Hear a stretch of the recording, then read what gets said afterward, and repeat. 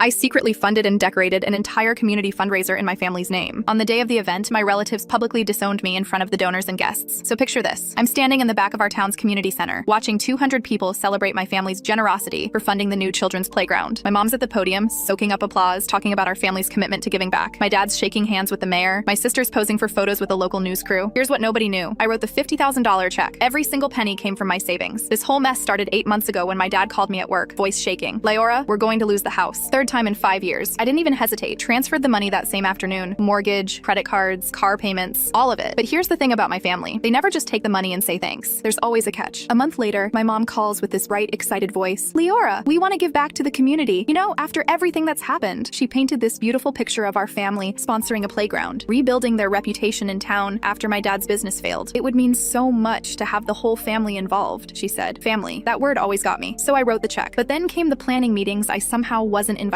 to. The committee calls that happened when I was at work. My sister posting Instagram stories from venue visits I never heard about. When I asked about helping with decorations, mom said, "Oh honey, we've got it handled. Just focus on work." When I offered to help with the program design, dad waved me off. "You do enough already." I started feeling like a silent partner in my own family's project. 3 weeks before the event, I stopped by my parents' house unannounced. Found stacks of programs on the kitchen table. Beautiful glossy things with our family photo on the front. Well, almost our family photo. It was cropped. I wasn't in it. "Oh, that's just the draft version," mom said quickly, shuffling the papers away. But I saw my name nowhere in the program. Not even in the thank you section. 2 weeks before the event, my sister posted about being so proud of what our family accomplished together. The comments were full of heart emojis and praise, people calling them heroes. My own aunt commented, "So generous of you three, not 4. I screenshot everything. 1 week before the event, I got a text from my mom. "Just wanted to let you know the fundraiser is next Saturday at 2 p.m. if you want to stop by." Stop by. Like I was a neighbor, not the person who paid for everything. The morning of the event, I almost didn't go. Sat in my car in the parking lot for 20 minutes, watching families stream in. Watched my parents greeting people at the door like they owned the place. I walked in and immediately felt invisible. People I'd known for years walked right past me. My cousin Naya gave me a weird look and whispered something to her husband. That's when I realized they'd been telling people things about me, explaining my absence from all the planning. I grabbed a program from the table by the entrance, flipped through it twice. My name appeared exactly 0 times, but there was a full-page thread about the ardent family legacy of giving. I watched my dad accept a ceremonial shovel from the mayor, watched my sister cut a ribbon while cameras flashed, watched my mom wave to the crowd like she was running for office, all bought with my money. Then came the speeches. The mayor went first, praising our family's generosity. A local teacher talked about how much this playground would mean to the kids. Finally, my mom stepped up to the microphone. She started with the usual thanks, talking about community spirit and family values. The crowd was eating it up, nodding and smiling. But as my mom finishes her speech, she does something that makes my blood freeze. She mentions how her financially struggling daughter Leora couldn't make it today, but she's working hard to get back on her feet. The whole room turns to stare at me. My own mother had just publicly called me a financial failure at an event I secretly funded. That's when I walked straight to the podium, took the microphone, and said 5 words. "Actually, I paid for this." Then I pulled out my phone and showed them the bank transfer receipt. The silence was deafening.